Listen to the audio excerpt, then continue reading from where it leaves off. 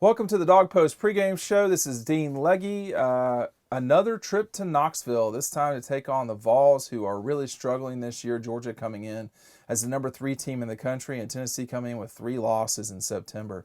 So not an ideal situation for Tennessee. We will see if the Vols can pull an upset. They are massive underdogs, still hovering somewhere between 24.5 and 25.5 underdogs in Knoxville, second largest underdog in Tennessee history at home. So that leads to my first question, which is how does Tennessee stay with Georgia in this game? There's a lot of different ways you can do that.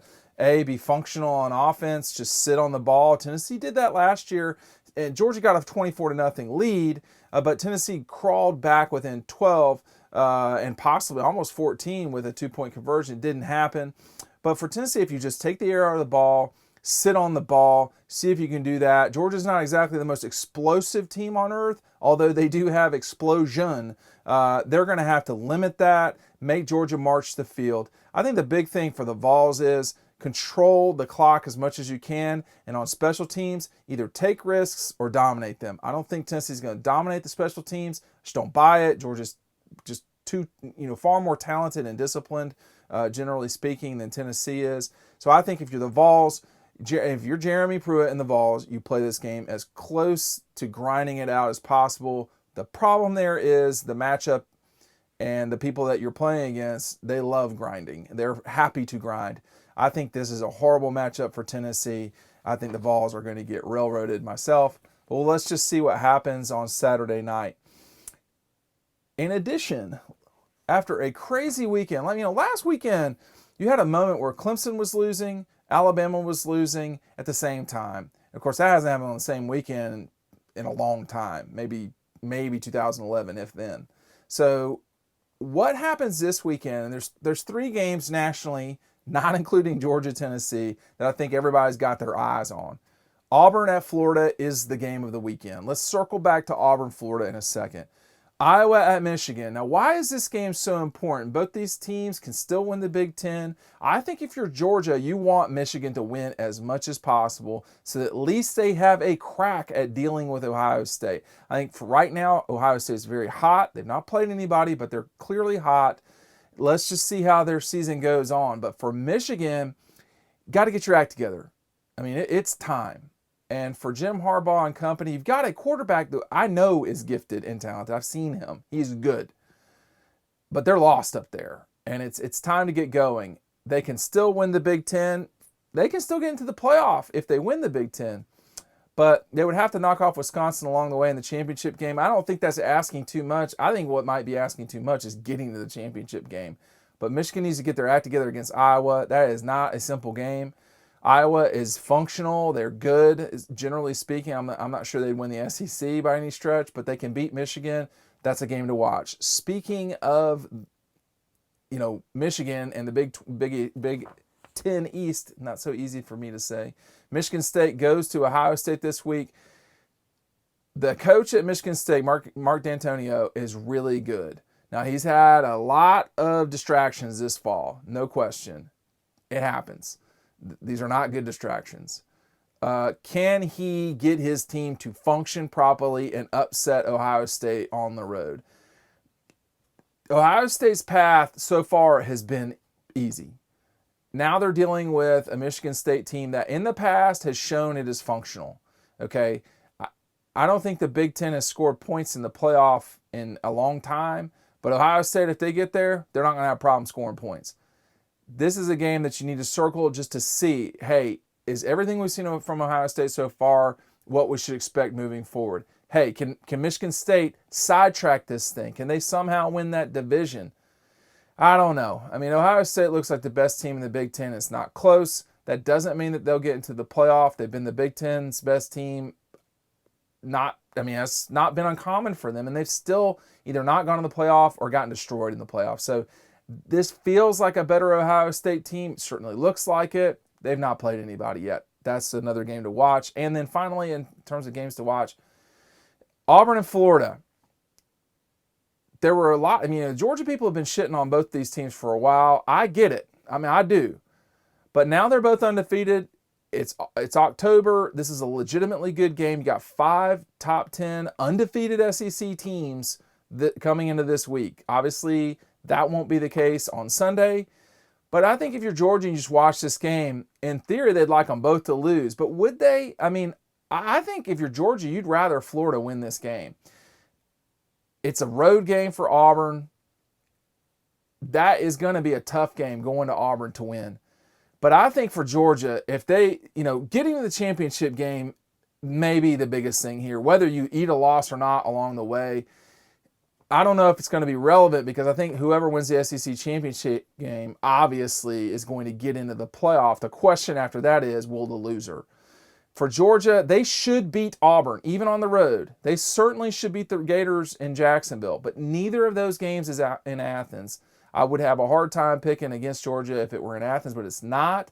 Auburn is the game Georgia's most likely to lose. I think you might want Auburn to eat a loss along the way so they're not the ones sneaking in the playoff with just a loss to Alabama. Now, they still got to deal with LSU. They still got to deal with the rest of the West. And they got the best 2 teams in the East. We think the best 2 teams. We'll see about Missouri. They lost to Wyoming. I mean, come on. So I think you just digest, take notes, get ready for the Tennessee game, and figure out, if there's reason for concern or not. If the Gators beat Auburn, Auburn's not that great. We've seen Florida. They are very pedestrian right now. They play poorly, but they are undefeated. Their best win is over Kentucky. For Auburn, their best win's over Oregon. It's hard to know what to make of the Pac-12. Obviously, last week, Auburn with a pretty good win, too, absolutely throttling Mississippi State. So it's always hard to know with Auburn. And if they get hot, they can beat anybody. They've proven that, too. I want to show everyone this package. If you missed it from earlier this week, this is our Dog Post look at a brief history between Georgia and Tennessee. It's always been a meaningful game because these 2 teams have very rarely lost this game and gone on to have successful seasons. It's happened. It's been rare. Let's take a look at Georgia, Tennessee, a brief history.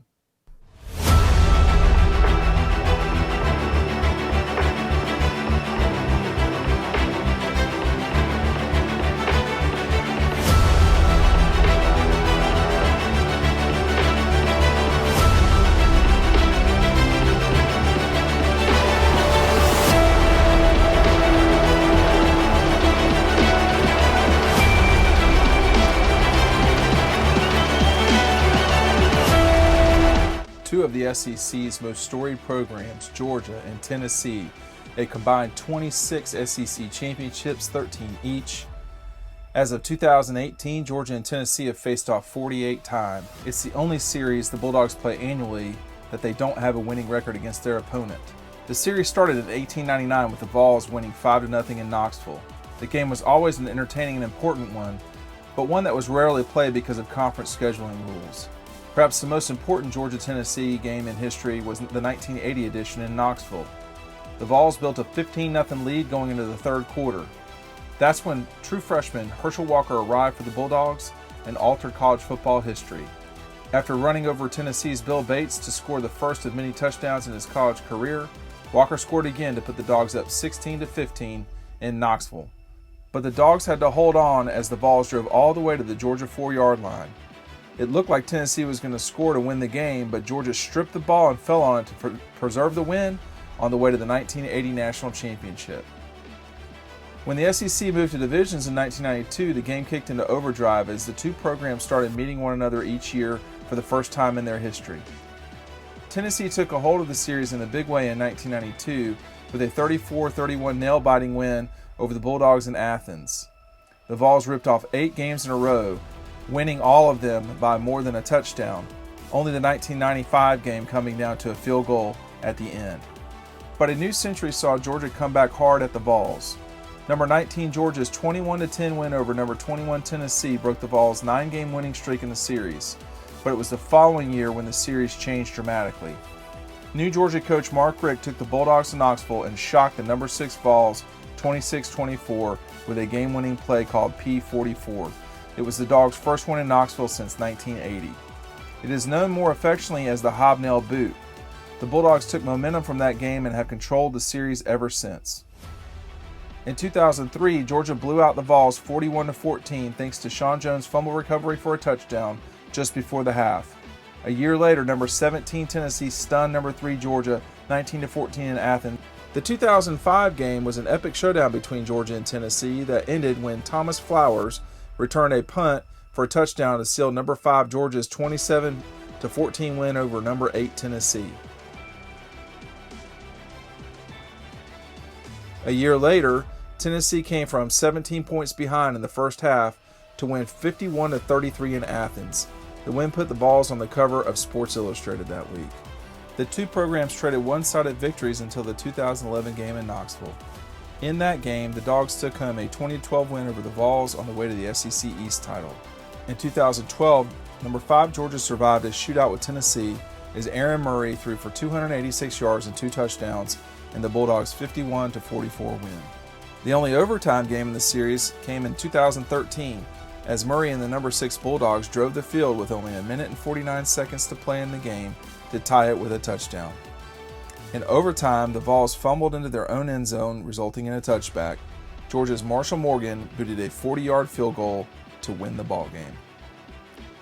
Todd Gurley ran for 208 yards and 2 touchdowns a year later in Athens as the number 12 Bulldogs won a 35-32 trap meet. In 2015, Tennessee came from behind to beat the number 19 Bulldogs 38-31 in Knoxville.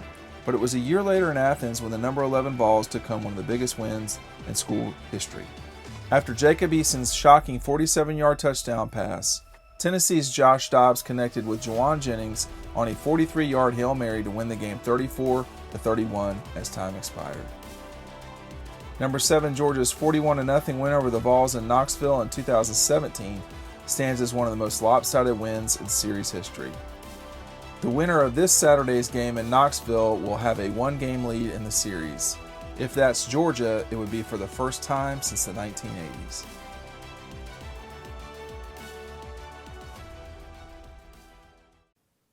Okay, this is a game Georgia should handle. We'll see how it goes. But one thing to remember about going to Tennessee, it's really not that bad to me in terms of traffic compared to places like Clemson, Auburn, even Alabama. You can get in, you can get out. So just know where you're parking, park in a smart spot, and then you won't get any this sort of stupidity of traffic in Knoxville. I expect a lot of Georgia people to be there. Go check out Dawg Post, dawgpost.com. The website will have a bunch of information on it right after the game. If you're not a subscriber on YouTube, please click subscribe and check out more of our features. But meanwhile, go to the Dawg Post website, dawgpost.com. We'll see you over there.